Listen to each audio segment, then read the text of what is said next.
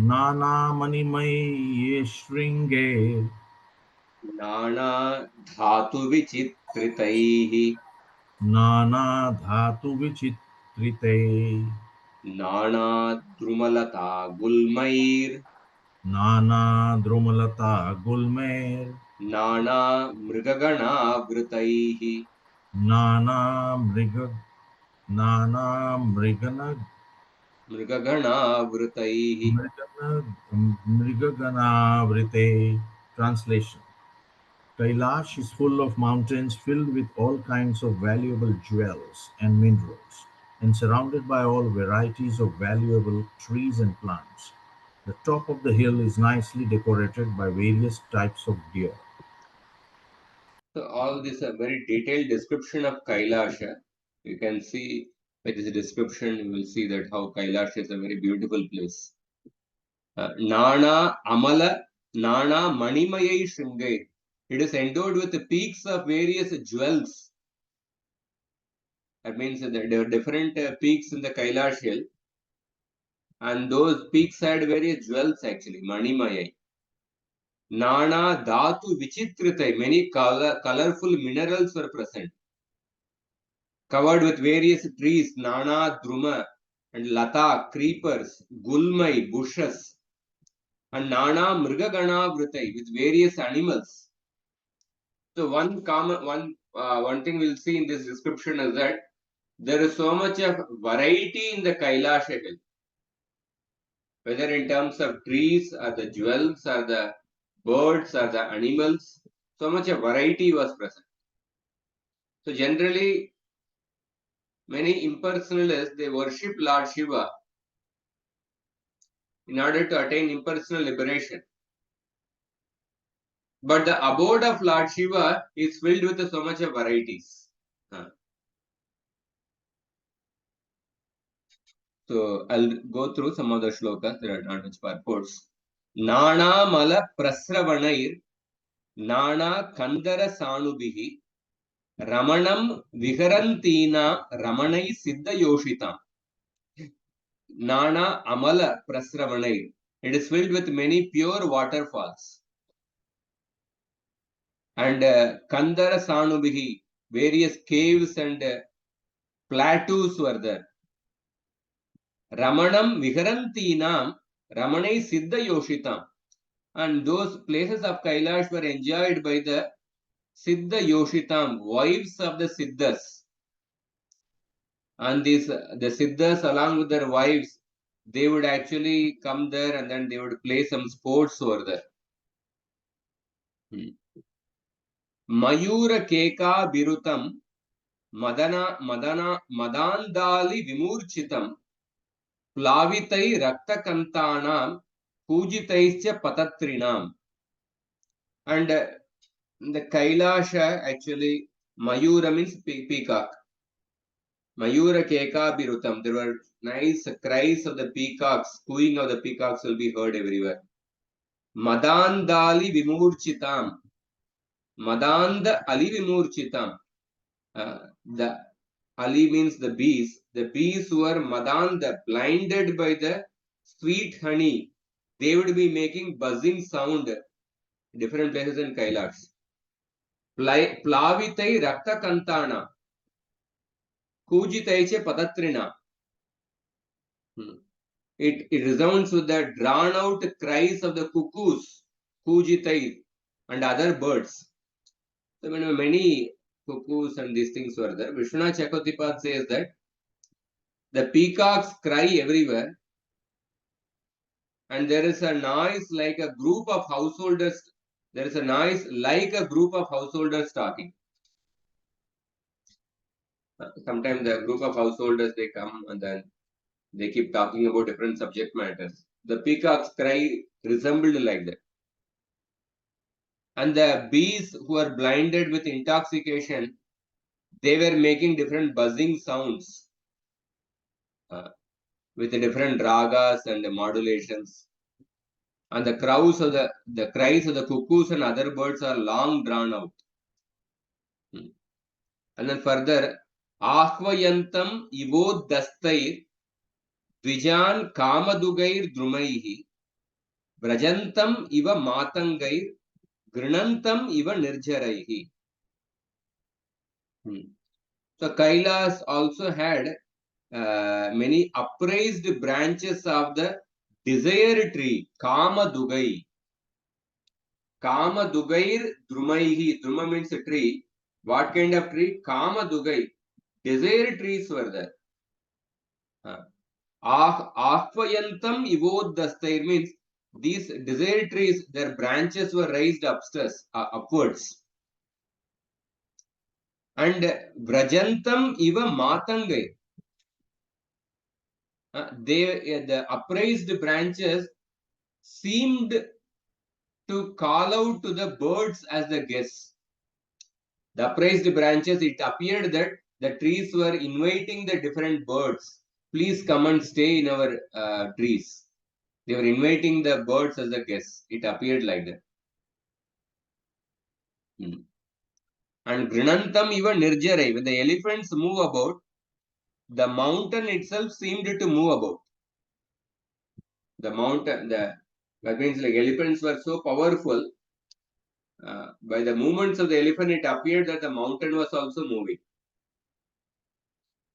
And when the waterfalls were resounding, it appeared that the mountain was calling out.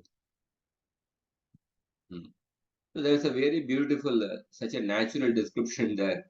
The birds are like the Brahmana guests being invited by the mountain. And the mountain seemed to move when the elephants were moving.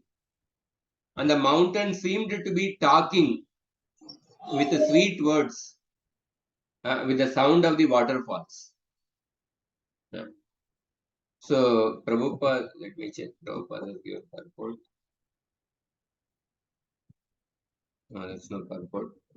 So, we can see that the description of the Kailash is so naturally so scenic, and it is filled with so much of the Shukdev Goswami is giving a description how by seeing the shape of these trees and this one, it appeared that the trees were calling out to the birds, please come and stay with us as a guest. You're eager to have the birds as the guests. And then further description shows what are the different trees which were present. Mandarai parijatascha saralais chopa shobitam tamalai shalatalaischa kovidara sanarjunai Chutai Kadambair Nipaischa Naga Punnaga Champakai Patala Shoka Bakulai Kundai Kurabakai Rapi. So many of the trees, some of the trees you may not even know names. Prabhupada has chosen to translate with the original names of the Sanskrit only. There were trees like Mandara, Parijata, Sarala, Tamala, Tala, Kovidara, Asana, Arjuna, Mango tree, Kadamba, Duli Kadamba, Naga, Punnaga, Champaka, Patala, Ashoka, Bakula, Kunda, and Kurabaka. So what we see here is that variety is present in the material world as well as in the spiritual world. In the material world, there is varieties of ways of rebelling against Krishna. In the spiritual world, there are varieties of ways of serving Krishna. But variety is there everywhere. Because the natural characteristic of the material world is that duality and diversity. Diversity means variety. Duality, in the material world there is always duality. Happiness, distress, fame, infame, victory, defeat, loss, gain. Duality is the nature of the material world. And there is variety in the material world. So, but when we see the Asuric civilization, they try to go against the Lord's creation. Austaric civilization, they try to create disruption in the way the world functions. They try to disrupt the natural characteristics of the world. Natural characteristic of this world is there is variety. But the Austaric civilization, they will destroy the variety. For example, in India itself, if you try to study the Indian agriculture, the before the all this green revolution, all these pesticides and all these things came out when agriculture was intimately connected with the cows. In India, so many varieties of rice would be there.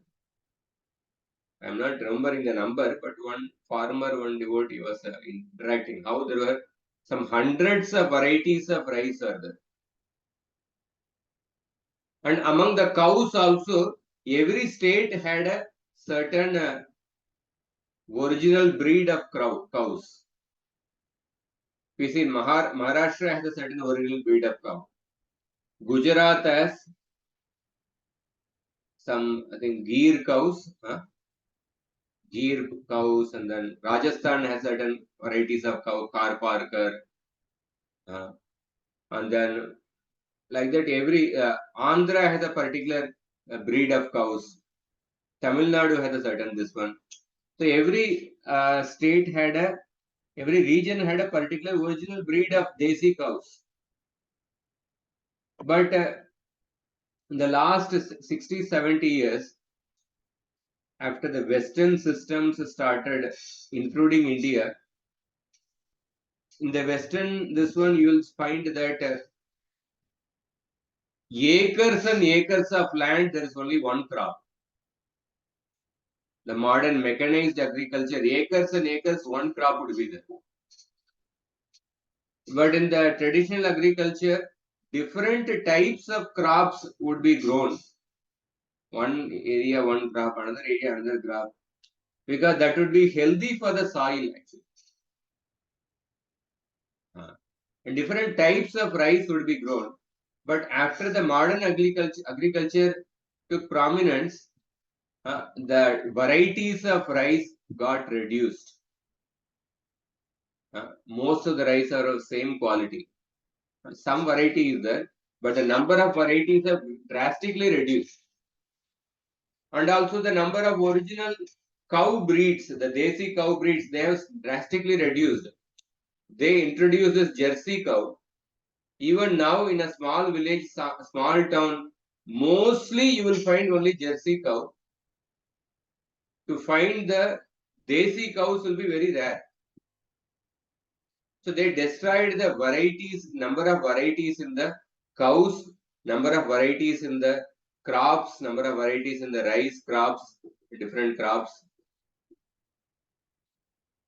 And then you see the Western systems, like especially the leftistic thought process, after destroying the variety in the crops, cows, they also speak against the caste system, the varnashram system. So there is a natural, some sound keeps coming.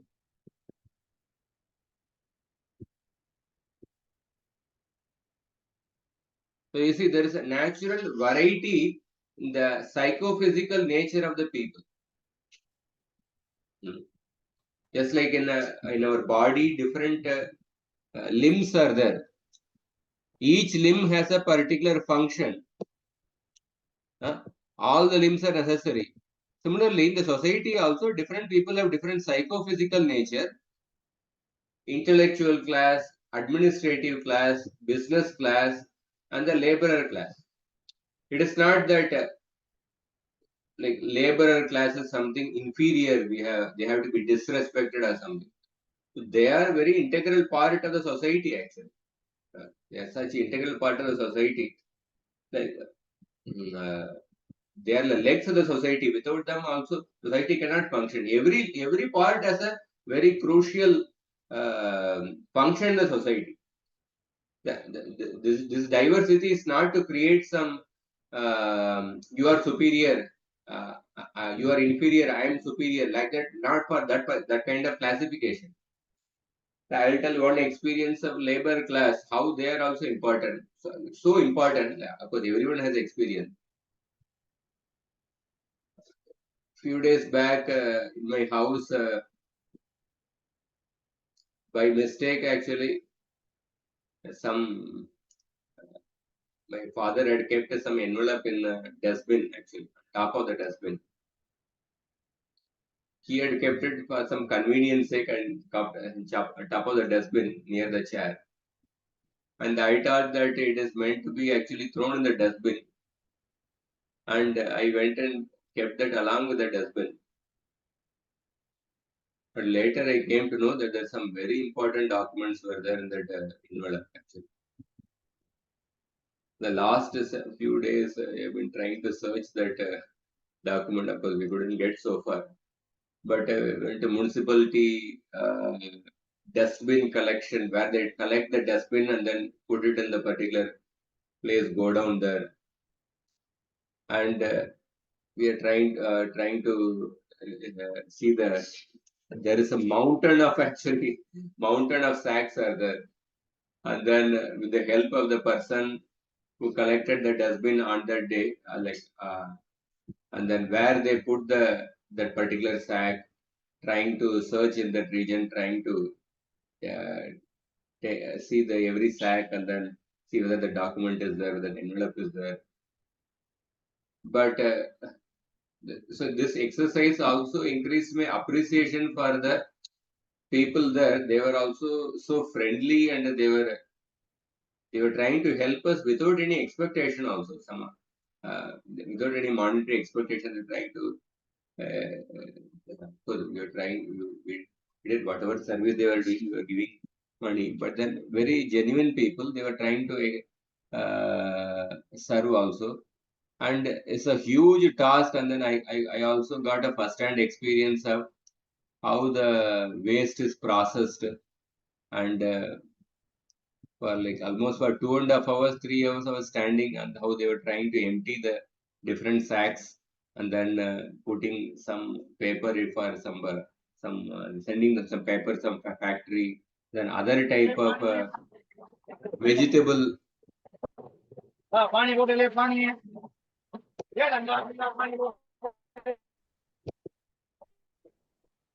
different type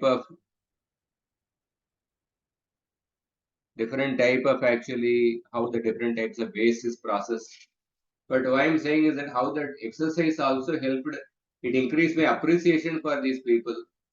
They really work hard, and then day in and day out, they are trying to collect the dust and then helping in the processing of the dust, and keeping the city clean. So the point is that every different classes of people are there, and based on the different psychophysical nature, they are performing different functions. So there is a natural diversity among the human beings. But the leftistic thought process is that try to make everyone equal. They will say Varnashram Dharma when they hear this word. Oh, we have to destroy the caste system. This is a completely Asuric mentality, because Asuric mentality means going against the natural way the world is created. The natural characteristic of the world is that there is a diversity, there is variety. But the Asuric civilization, they try to destroy that. And then having destroyed the variety in the rice, having destroyed the variety in the different breeds of cow, and then having trying to destroy the variety in the among the human beings, and they also try to destroy the variety between the gender equality movement. That is also like a Asuric mindset only, because if man and women both are equal, then you are indirectly saying that God is a fool. God is a fool. I mean, if both are equal, then why did actually God create actually man and women? He could have just created only one species, only man or only women. So both have their man, women, both have their certain physical traits, and apart from the physical traits, there is a psychological nature also. So trying to make everything equal, destroying the variety, that is a mindset of the asuras actually. So in these descriptions, we find that how there is so much of variety in the Lord's creation. And then further it is described that Swarnarna Shatapatraischa Vararenuka Jatibihi Kubjakair Mallikabhischa Madhavibhischa Manditam. Mountain is decorated with golden Shatapatra, oleander, cardamom, jasmine, kubja, mallika, and madhavi. And further, Kailash had jackfruit trees, pipala trees, banyan trees, placas, asafoetida, various herbs, betel nut trees, rajapuga, and jambu trees, and date trees, plum trees, mango, priyala, maduka, imbuda, hollow bamboos, and solid bamboos. All these things were there. And then different types of flowers. Kumudotpala kaklara, shatapatra, vanardibihi, nalinishu kalam kujat, kagavrindopashobitam, mrigai shaka, mrigai krodai, mrigendrai rikshashalyakai. So there were red lotuses, blue lotuses, white water lilies, shatapatra lotuses, that means lotuses with 100 leaves, and flocks of singing birds, deers, monkeys, boars, lions, bears, porcupines, sharbas, tigers, all these things were there. And many different wolves, musk deer, many attractive river banks were there, which were covered with the forest of banana trees. And the mountain was surrounded by the Ganga water. Pariyastam Nandaya Satya Snana Punyo Tarodaya Vilokya Bhutesha Girim Vibhuda Vismayam Yayu. The mountain is surrounded by the Ganges water, made more sacred by the bathing of Sati. The Devatas, seeing that mountain of Shiva with wonder, they went there. The 23rd shloka, somebody can repeat after me.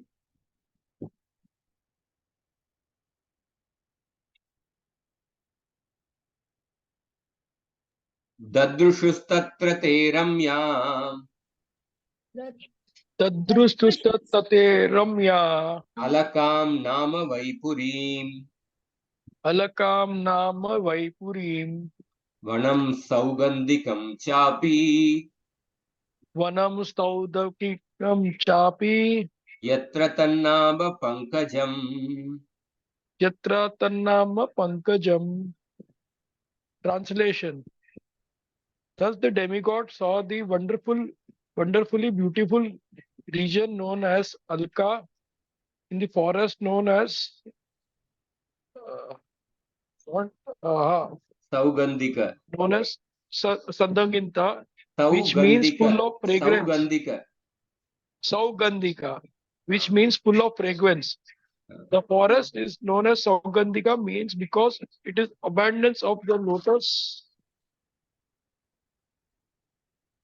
abundance of lotus flowers. flowers. So then the demigods, they came to a place called as Alaka. And in that Alaka, there is a forest called as Saugandhika. Because that forest was filled with very fragrant lotuses. Because there were lotuses called Saugandhika, which were growing in that forest. Therefore, the forest was also called as Saugandhika. Nanda Chalaka Nanda cha Saritau Bhakyata Pura Tirtha Pada Padamboja Rajasativa Pavane. And in the outside that city called as Alaka, there is a city called as Alaka. In that Alaka, there was a forest called as Saugandhika. In that forest, Saugandhika lotus were growing. And outside that city of Alaka, there were two rivers called as Nanda and Alakananda. And what is the speciality of these two rivers? Tirtha Pada Padamboja, Rajasativa Pavane. These two rivers, Nanda and Alakananda, they were purified by the dust of the lotus feet of the Lord. That is the speciality of these two rivers, Nanda and Alakananda. Then further, 25th shloka.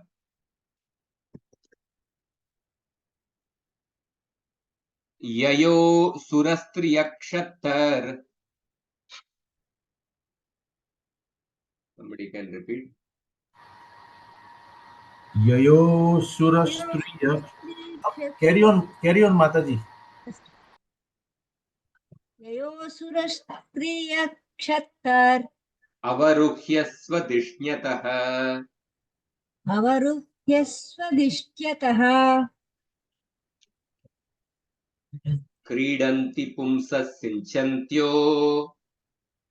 क्रीडन्ति पुंसः सिञ्चन्त्यो Vigahya Rati Karshitaha. विगाह्य रतिकर्षिताः. Translation.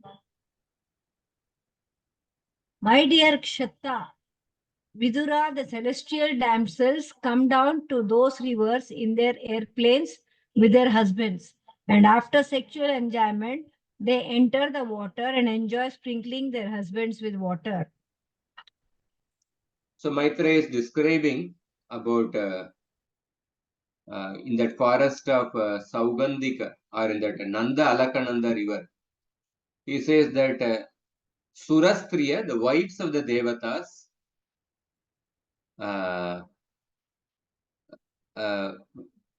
fatigued from love making, they descend from their abodes and they enter that water of these rivers and play with their husbands by splashing water with their husbands.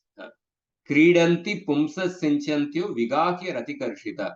So Nanda and Alakananda, in those rivers, many of the Devatas along with their wives, they would be playing along with that. So Prabhupada actually comments on this word. Vigahya Rati Karshitaha. Karshitaha means being fatigued.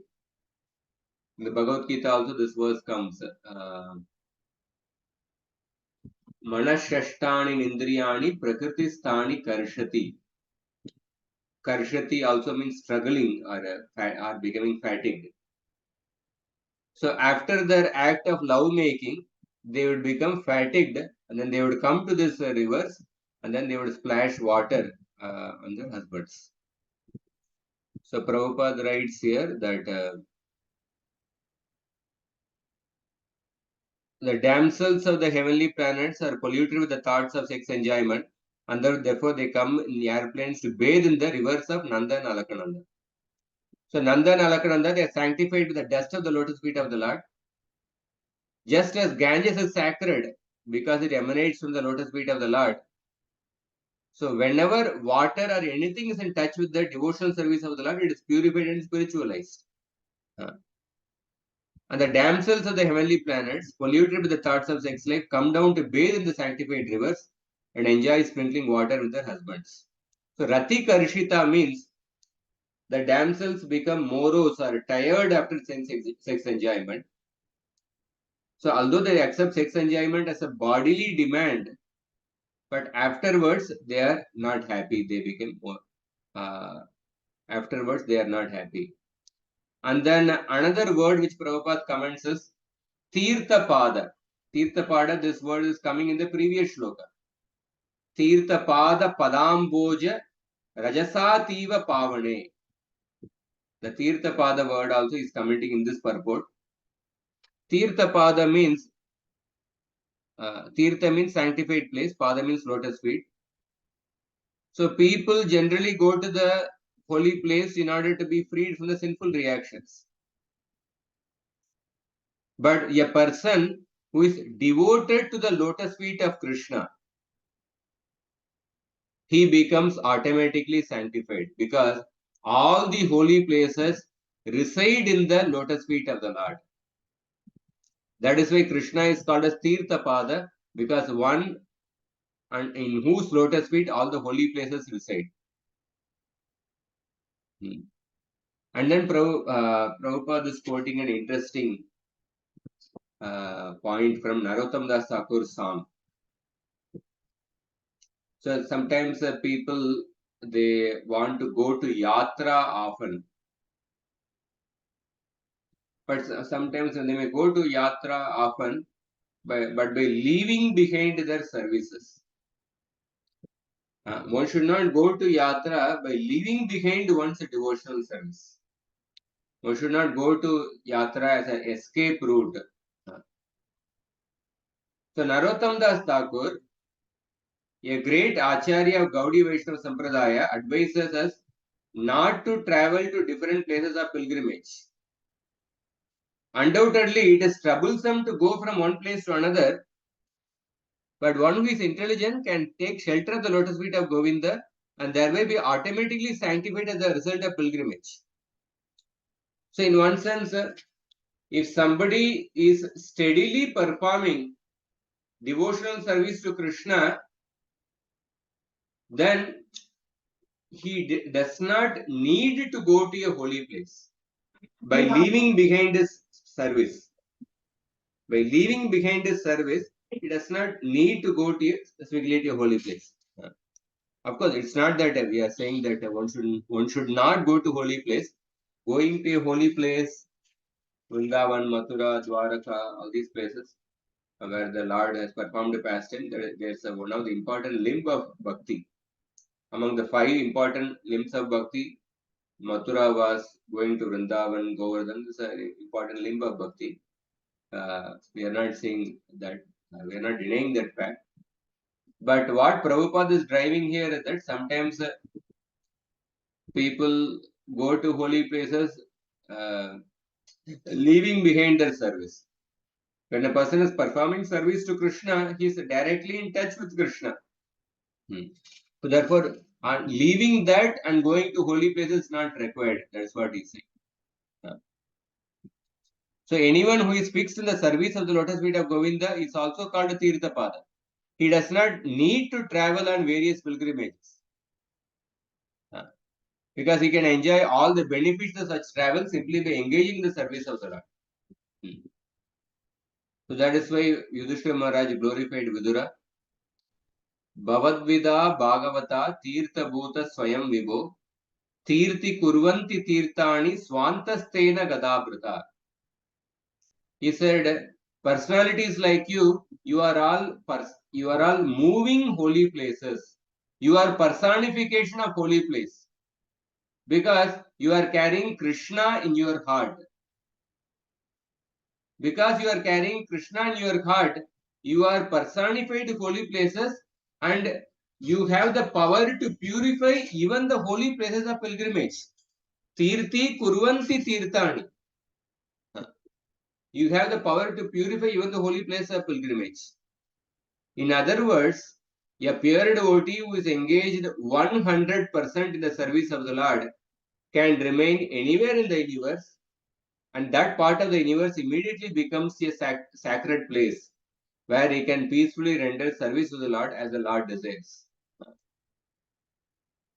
So we see that this Tirtha Pada word is used. The third canto also, when Vidura was going on a places of pilgrimage tour, and then he meets Uddhava in the outskirts of Vrindavan. I guess, yeah, Vrindavan somewhere. And there he tells to Uddhava, I have traveled to so many holy places of pilgrimage, but now please bathe me in the holy place called as Krishna Katha. I want to hear about Krishna from you. Because all the holy places reside in the lotus feet of Krishna. So, a materialist materialist, by his material consciousness, he may even convert the holy place into a materialistic place. Like nowadays, some places like Rishikesh and other places, many people come there to perform sense gratification. I mentioned sometimes also before. Once I landed in Haridwar some years back, maybe a decade back or something. As soon as I got down from Haridwar, there was a huge billboard, DJ in Haridwar. So usually the northern places are Haridwar, Rishikesh, they are all actually called as Tapobhumi. But the materialist converts even a Tapobhumi into a Bhogabhumi by his materialistic consciousness. But a pure devotee transforms. Hare Krishna, some sound is coming.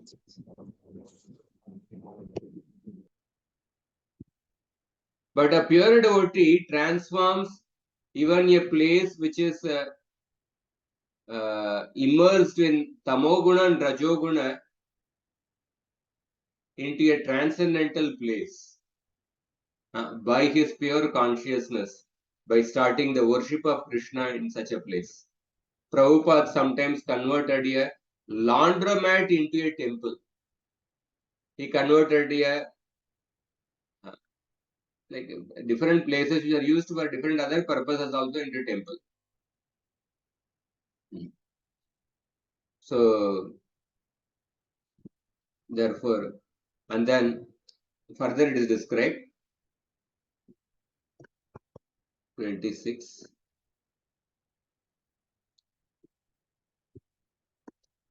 Yayos tatsnana vibrasta navakunkuma pinjaram vitrishopi pibantyamba payanto gajagajihi.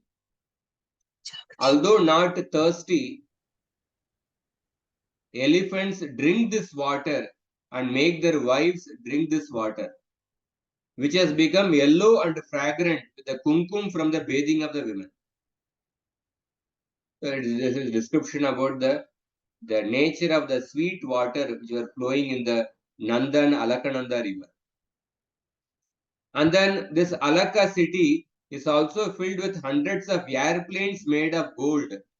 Tara Hema Maharatna Vimana Shatasankulam, made of gold, pearls and precious jewels. So you can see it was a really opulent place. Jushtam Punya Janastribir Yatakam Satadit Ganam. It was like the sky filled with clouds and lightning. Just like a sky filled with clouds and lightning, the Alaka city was filled with hundreds of airplanes and with many beautiful women there. So the airplanes are compared to the clouds are compared to the airplanes, and the lightning is compared to the women present over there. And the Devatas Hitwa Yaksheshwara Purim. So this Alaka is basically the city of Kubera. Yaksheshwara Puri. Kubera is the lord of the Yakshas. Hitwa Yaksheshwara Purim Vanam Saugandikam Chatat Drumai Kamadugai Hridyam Chitramalya Palachadai. The Devatas passed through the Alaka city, the city of the Kuberas and Yakshas, and they passed through the Saugandika forest, which was filled with many desire trees and colorful flowers, fruits, and leaves. So Prabhupada writes in this purport that there are desire trees even in the Kailasa. He points out that there are desire trees even in the Kailasa.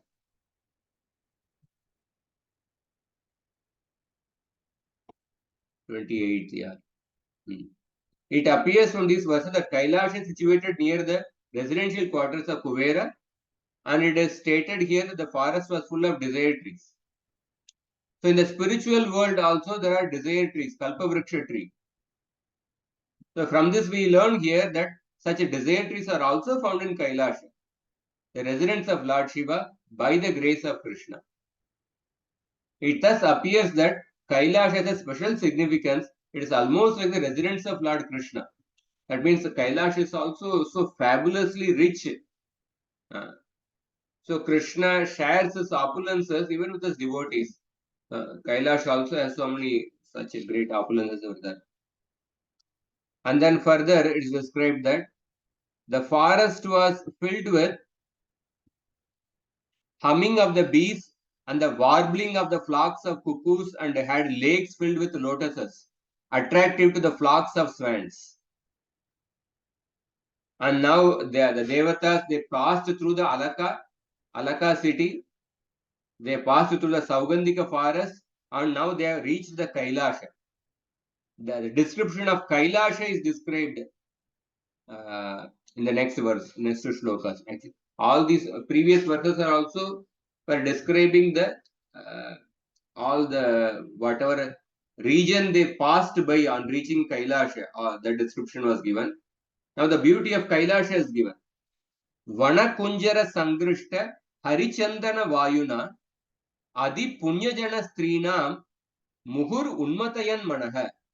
The forest would increasingly agitate the minds of the women constantly through the breezes carrying sandalwood fragrance cast by the elephants rubbing against the sandalwood trees.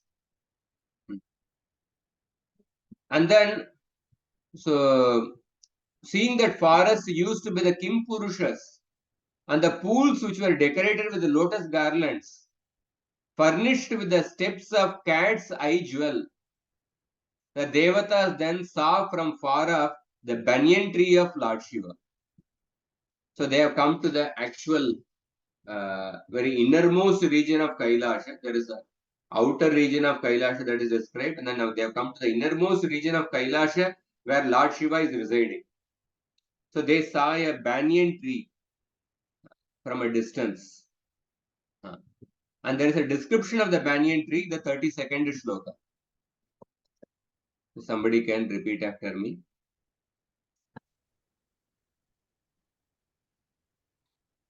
Sayojana Shatotseeda संयोजन शतोत्सेदः Padona Vitapayataha पादो न विटपायतः Paryakritachalatchayo पर्यकृताचलच्छायो Nirnidasthapavarjitaha. निर्नीडस्तापवर्जितः. The banyan tree was 800 miles high and its branches spread over 600 miles around. The tree cast a fine shade which permanently cooled the temperature, yet there was no noise of birds. So this is a really gigantic banyan tree. 800 miles. 100 yojanas, that means 800 miles. 1 yojana is 8 miles. 800 yojanas height, and 75 yojanas is the like a diameter, the width of the banyan tree. 75 into 8 is what? 600. 600 miles wide. And its shade was uninterrupted. Nirneedas tapavarjitaha. That means the tree did not have any bird nests. There were no nests of the birds. Because there was no nest of the birds, that means there was no disturbance from the noise of the birds. That means that place was ideally suitable for meditation. Because absolutely a silent place, no noise from the birds. Nirneedas. And tapa varjitaha. Tapa varjitaha means that place was completely cool. Very cool place. That means it shows that it was an ideal place for meditation. And it gave unbroken shade. And then we will see that from the 33rd shloka. Under the tree, we will read the shloka also. Tasmin mahayogamaye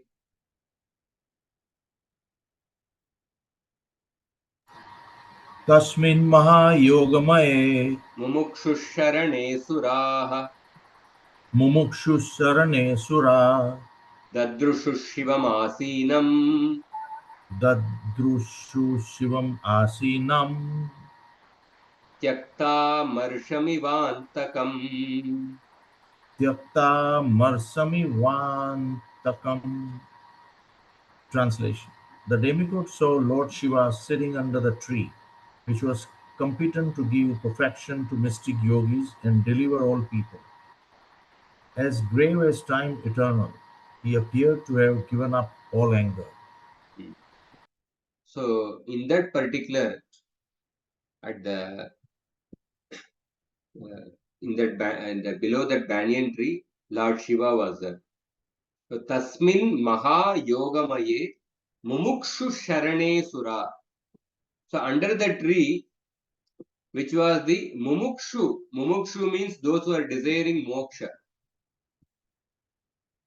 Mumukshu sharane sura. That tree was the shelter for the aspirants of liberation. Those who are aspiring for liberation, the tree was a shelter. That means the people, those who are aspiring for liberation, they were sitting under the tree and performing their meditation.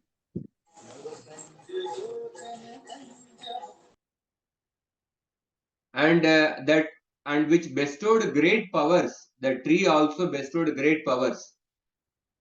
And the devatas, they saw Shivam Asinam Dadrushuhu. They saw that Shiva was sitting in that particular place. And two more adjectives were used. Tyaktamarsham Ivantakam. Iva Antakam. Shiva appeared like a death personified. But at the same time, they also saw that Tyakta Amarsham. It also appeared that Shiva appeared to have given up his anger. Shiva was appearing like death, but also seemed to have given up his anger. So Lord Shiva, the Devata saw Shiva sitting there. Shiva appeared to be like death personified by thinking of the offense committed to him. But at the same time, he appeared to have given up the anger towards the Devatas. So they saw actually, that is what they were conjecturing. Oh, Shiva also seemed to be, seems like somewhat angry. He seems like a death personified because of the offense committed to him. At the same time, it also appears that he has given up the anger towards the Daksha and the Devatas. So Prabhupada says in the purport, he talks about how Lord Shiva was very gravely sitting there. Maha Yoga Maya means, yoga means meditation on the personality of God. Maha Yoga means those who engage in the devotional service of Vishnu.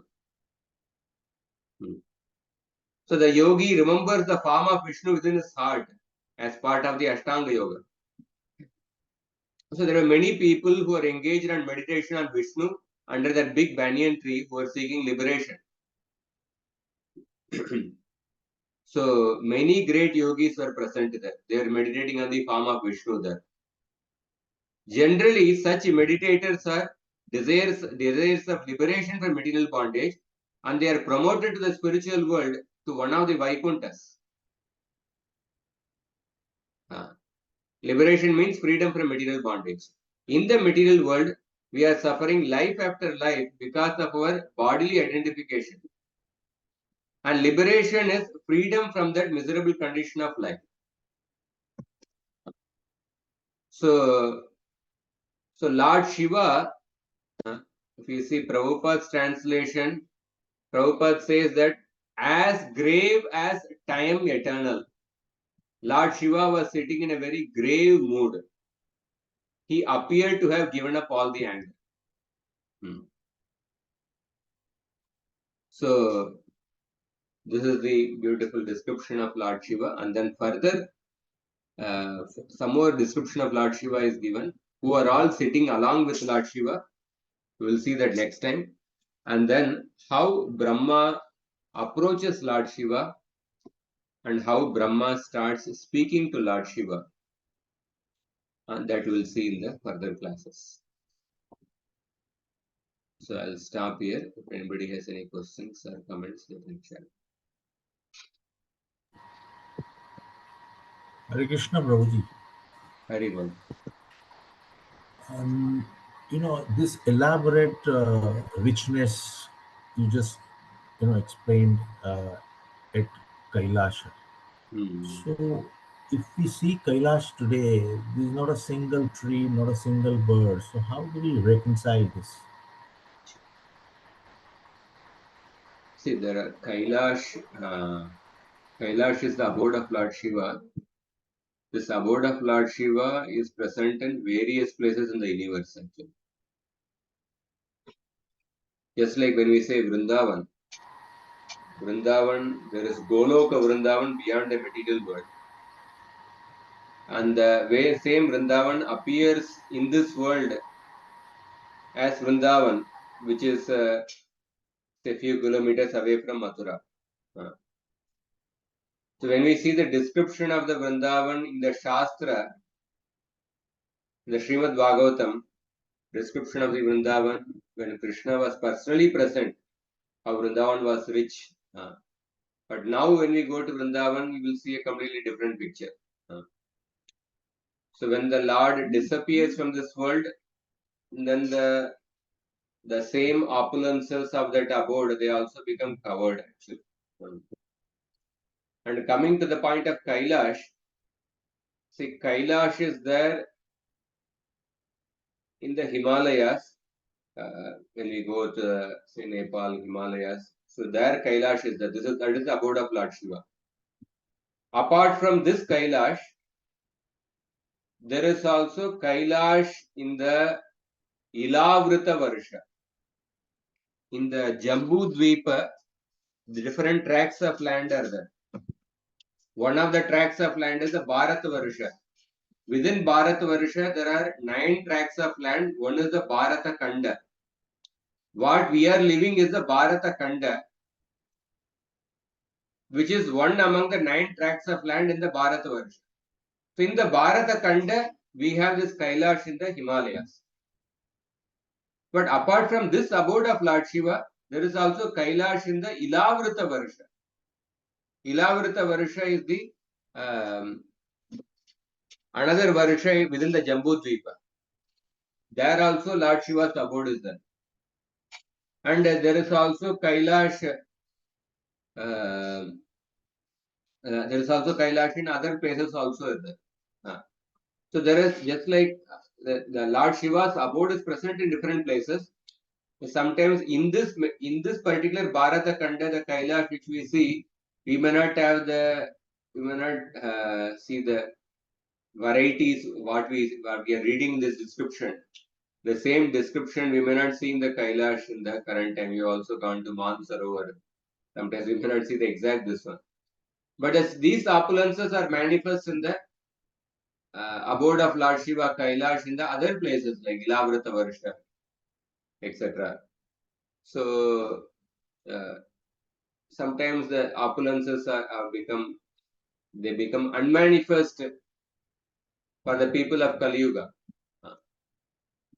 Maybe the same Kailash in the previous yugas, those opulences were manifested more properly. The same Kailash in the Himalayas. But in Kali Yuga, many other things become unmanifest because the Kali Yuga is a dark age.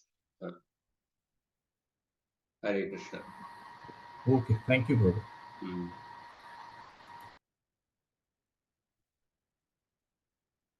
Anybody else has any other question?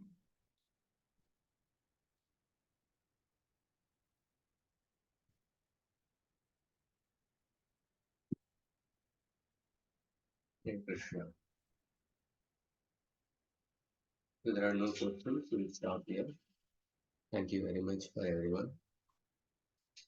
ग्रंथराज Shrimad Bhagavatam की जय, श्रील प्रभुपाद की जय, गौर भक्त वृंद की जय।